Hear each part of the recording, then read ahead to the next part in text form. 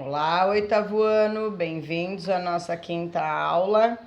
Hoje vamos continuar a revisão do conteúdo, falando sobre circuito elétrico, na apostila, página 14. Então, os circuitos elétricos acontecem em automóveis, em bicicletas, em iluminações, é um sistema que conduz energia elétrica. O circuito elétrico, ele também pode aparecer no nosso corpo. O nosso corpo também funciona através de impulsos elétricos. Esses impulsos elétricos são gerados pelos neurônios, são emitidos pelos nervos para os músculos e para os órgãos, e também tem o impulso de retorno, que é através dos sentidos, né? A sua visão, dos órgãos dos sentidos. Visão, olfato, paladar, olfato, são captadores de sinais que são enviados através de impulso elétrico para o cérebro e são decodificados em informações. Os circuitos elétricos, eles são responsáveis por transmitir cargas elétricas de algum lugar para outro lugar e provocam efeitos essa liberação de carga elétrica. O ramo da ciência que se preocupa, que estuda as correntes elétricas e os efeitos dessa eletricidade é a eletrodinâmica. Lembrando que dinâmica em latim significa movimento, tá? Uma curiosidade, a apostila traz uma curiosidade aqui. Essa experiência, essa prática aqui, ela acontece no segundo ano de faculdade de biologia, quem que vai fazer faculdade, na aula de fisiologia, anatomia e fisiologia animal, tá? A gente vai ver justamente como é que acontece a transmissão desses impulsos elétricos dentro do nosso corpo. Então, como que acontece, por exemplo, o fato de você romper a medula e ficar paralítico ou tetraplégico? Qual é o nervo que é responsável pela transmissão, condução desse impulso nervoso?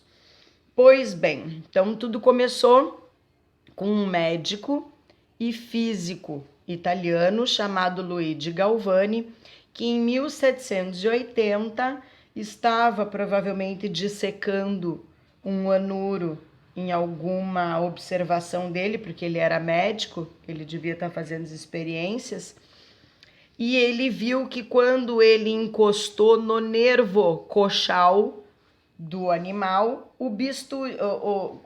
com o metal do bisturi, o músculo adutor da perna fez a movimentação do membro.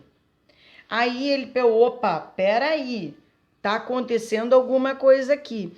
E ele mesmo denominou essa situação de eletricidade intrínseca, quando estão dentro das vísceras, que fazem a movimentação do músculo. Pois bem, Galvani morreu em 1799, mas como a gente falou no capítulo anterior, a ciência ela não é feita de uma pessoa só. Então, um outro cientista chamado Volta, Alessandro Volta, começou a usar os experimentos de Galvani e viu que estava certo, quis desenvolver a teoria do cara, né? E daí ele percebeu, o Alessandro Volta percebeu que essa movimentação da perna, da coxa, acontecia através de uma reação química. Presta bem atenção nessa parte da apostila, porque ela vai influenciar na outra folha lá, tá? O Alessandro Volta homenageou o Luigi Galvani e deu o nome dessa movimentação muscular através de impulsos elétricos de corrente galvânica, tá? Então, como a gente estava falando, o movimento dos elétrons de uma forma contínua fazem com que surja uma corrente elétrica. A gente acabou de dizer que no corpo dos animais existe uma coisa chamada efeito fisiológico, que é justamente a movimentação dos impulsos elétricos dentro dos nervos através do sistema nervoso. Então, o que acontece? Se você pudesse olhar dentro de uma mangueira de água, você veria o fluxo da água passando pela mangueira. De vez em quando faz umas bolhas de ar e daí na saída dá aquela falhada de água. Pois bem, o que acontece é que essa ordem do movimento das cargas elétricas chama corrente elétrica, tá? Quanto mais água passar dentro da mangueira, mais intenso é o fluxo de água. Aqui na corrente elétrica é a mesma coisa. Quanto maior a velocidade dos elétrons que estão passando por um fio condutor, maior é a intensidade da corrente elétrica. Então, olha lá. Intensidade é simbolizado pela letra I. E a unidade de medida no Sistema Internacional de Medidas é o ampere, tá? Vamos observar aqui esse infográfico aqui, ó. As baterias, as pilhas, elas têm está indicado nelas o sentido da corrente. Então a gente diz que as pilhas, baterias, elas têm polos, tá? Então um fio tem que sair do polo positivo e passar pela lâmpada para fechar o circuito. E outro fio tem que se conectar ao polo negativo para fechar o circuito elétrico. Aqui, perceba que o fio está reto, enquanto aqui o fio foi cruzado. Liga a lâmpada do mesmo jeito. Então, tanto faz a ordem, o lado do fio, tanto faz a posição da tomada que você põe aí na sua casa, do plugue da tomada. Não está escrito este lado para cima. Então, a gente diz que isso aqui, a corrente é alternada. Ela pode ser alternada assim que funciona, ou ela pode ser contínua assim que ela também funciona, tá? Mais uma melhor amiga de vocês aí. Na aula anterior, a gente descobriu que existe uma quantidade de carga que passa pelo fio. Esta quantidade está sendo representada aqui agora. Lembrando que este símbolo aqui na frente é uma letra grega chamada delta e ela simboliza variação. Então, a intensidade, o volume de elétrons que vai passar aqui dentro, a intensidade da corrente elétrica é igual à variação da carga que vai passar pelo fio, dividido pela variação do tempo, porque o tempo não para, o relógio fica andando. Então, tem que ter uma variação, tá? Como eu já citei antes, spoiler da Pro, corrente alternada é a história de você não precisar se preocupar com a polaridade da ligação. Os objetos, os eletrodomésticos, eles já são programados para que você não se preocupe, porque se você puser o polo, ligar o polo errado, explode o circuito. Então, para você não ter que ficar se preocupando com isso, por questão de segurança, os aparelhos já vêm com corrente alternada, tá? Os efeitos. Um efeito a gente já viu, que é o efeito fisiológico que acontece no corpo dos animais. Agora a gente vai ver os outros efeitos da corrente elétrica. Então aqui tem 3 efeitos e eu acrescentei 2, o fisiológico na folha anterior e o efeito químico no rodapé da folha, tá?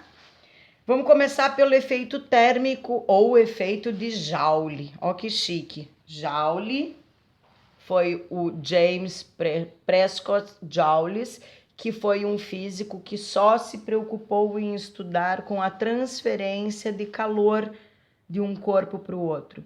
E ele percebeu que nada se perde, nada se cria, tudo se transforma.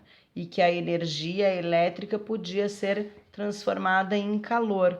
Portanto, quando as coisas esquentam, a gente diz que está num efeito Joule, tá? Como é que acontece o funcionamento de um aquecedor? Você consegue reparar que lá dentro tem um filamento que está incandescente, está pegando fogo? Então, o que acontece é que por dentro deste filamento, as partículas batem umas nas outras e batem nesta cápsula condutora. O que acontece é que gera um movimento de partículas tão grande que chega a aquecer, tá? Outros exemplos de efeito térmico: chuveiro, secador, ferro de passar roupa, torneira elétrica, tá? E tudo mais que esquentar, como esta lâmpada aqui, ó, incandescente, ela aquece. Se você for numa granja, você vai ver que os pintinhos, antigamente, hoje em dia não sei mais, né, na modernidade, mas no meu tempo de criança, os pintinhos eram aquecidos numa caixa de madeira com uma lâmpada incandescente do lado, tá? Para não morrerem de frio à noite. Outro efeito da corrente elétrica é o efeito luminoso. O que acontece?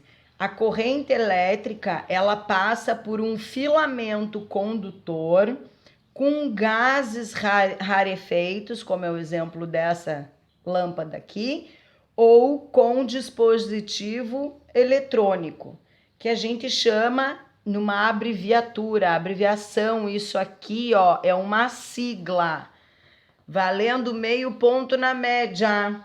Alguém sabe o que significa essa sigla LED? Valendo meio ponto na média em 8º ano. Responde para mim no PV. Então, olha só.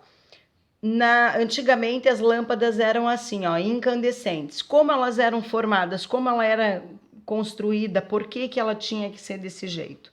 Aqui embaixo ela tinha um bocal metálico, que é o tal do condutor de energia elétrica. Aqui era vidro, porque era um material que era de grande durabilidade, ele era higiênico e ele era reciclável. Então, aqui é uma cápsula de vidro, dentro tem um gás argônio e a energia que vem aqui desse bocal, ela tinha aqui o polo positivo e o polo negativo e no meio um filamento de tungstênio. Ó, que nome bonito pro teu filho, tungstênio. Esse filamento de tungstênio, quando ele era aquecido, quando passava a energia por ele, ele aquecia e emitia luz. O que acontecia quando esse filamento aqui arrebentava?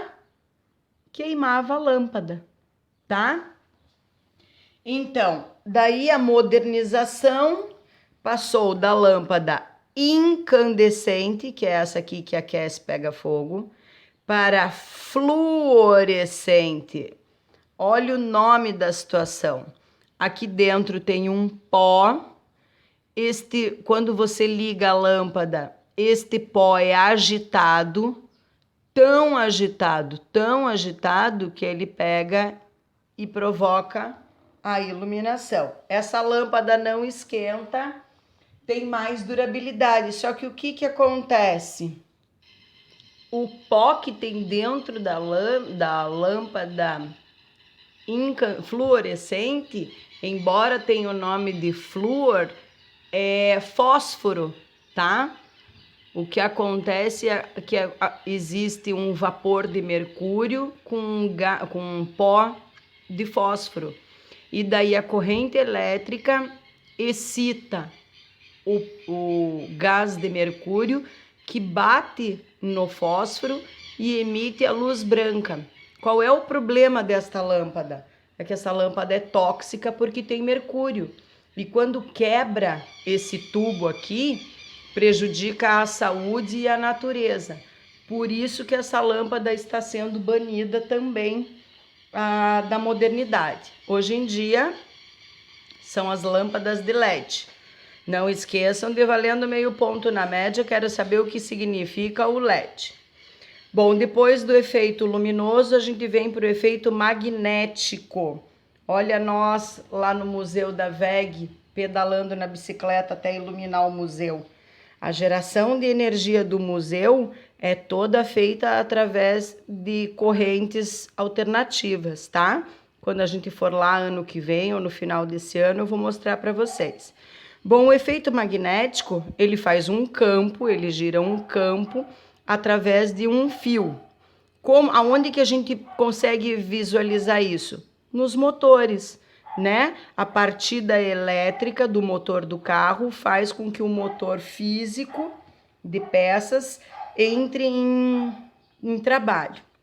Outro lugar que a gente pode perceber isso é em uma bússola. Quem fez sexto ano comigo fez a bússola caseira, depois eu posso passar a receita para quem quiser brincar em casa e fazer a sua própria bússola.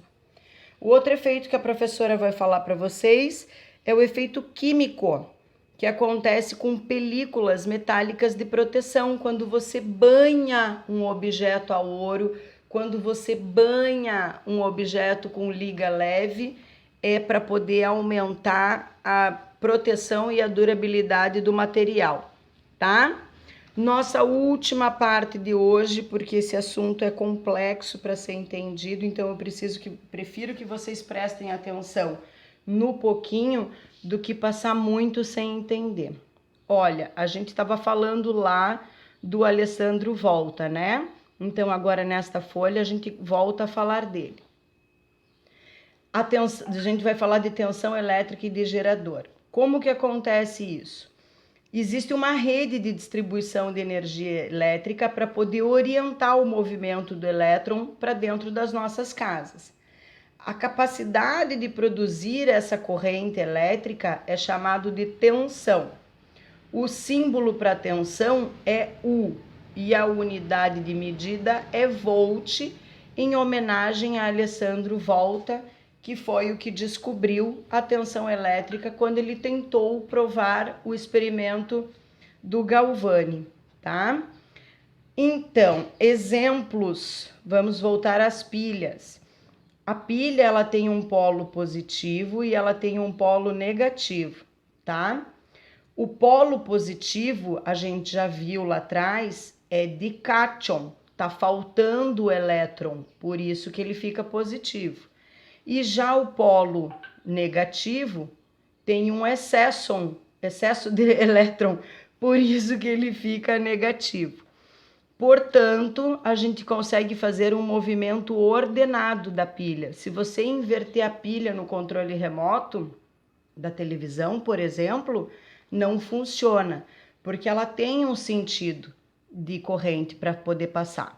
A gente sabe que passa do que tem mais para o que não tem ou para o que tem menos. Só que a descarga da bateria acontece no sentido positivo para o negativo. Por isso que existe um sentido convencional dizendo que é do mais para o menos, tá? Mas é só porque descarrega a bateria desse jeito. Pois bem, quem tem a sua própria carga, quem produz a sua própria energia, é chamado de gerador, tá? Os geradores, eles são capazes de transformar um tipo de energia em outro tipo de energia. Tipos de energia que podem ser transformadas: química, gravitacional, térmica, eólica, solar, a intrínseca, a de galvânica, né? Essas são todas as formas de transformação, tá? Quando um gerador transforma um tipo de energia em outro tipo, que é a elétrica, ele acaba gerando uma tensão entre os seus terminais. Aqui a gente tem um exemplo de energia limpa, energia que não produz resíduo. Um exemplo é a energia eólica, que é a dos ventos. Agora, nosso exercício da aula. Pesquisa. Então, na primeira parte, você vai pesquisar para mim qual a tensão elétrica fornecida pela rede do seu município. É em volt. Depois, eu quero que você pode pesquisar isso no site da companhia, tá? Depois, eu também quero que você me diga qual é a voltagem gerada pela pilha 3As, pela pilha 2As, pela pilha C, pela pilha D e pela bateria do carro, tá? Além dessas informações estarem escritas no próprio produto, vocês podem consultar os pais de vocês, que isso se chama conhecimento empírico, quando é passado de uma pessoa para outra. Na segunda parte da pesquisa, eu quero que você me diga qual é a maneira correta para jogar fora esses produtos. E se aqui na nossa cidade existe essa forma de descarte, tá? Última parte da aula de hoje é a curiosidade sobre o Alessandro Volta, que criou esta bateria aqui, esta pilha, se chama pilha de Volta. O que ele fez? Estudando o sapo do Luigi Galvani, ele viu que era através de reação química. Então, ele construiu um equipamento que tinha discos alternados de zinco e de cobre, separados por um tecido que estava num ácido, esse ácido simbolizando o químico. E ele, quando você fazia funcionar essa pilha, ele viu que causava uma tensão entre essas chapas, produzindo a energia, uma corrente elétrica, tá? Na próxima aula a gente vai ver os exercícios e eu espero muita atenção de todos nos cálculos, na matemática básica, porque a matemática influencia na minha disciplina. Um beijo para todos, fiquem bem, até a próxima aula.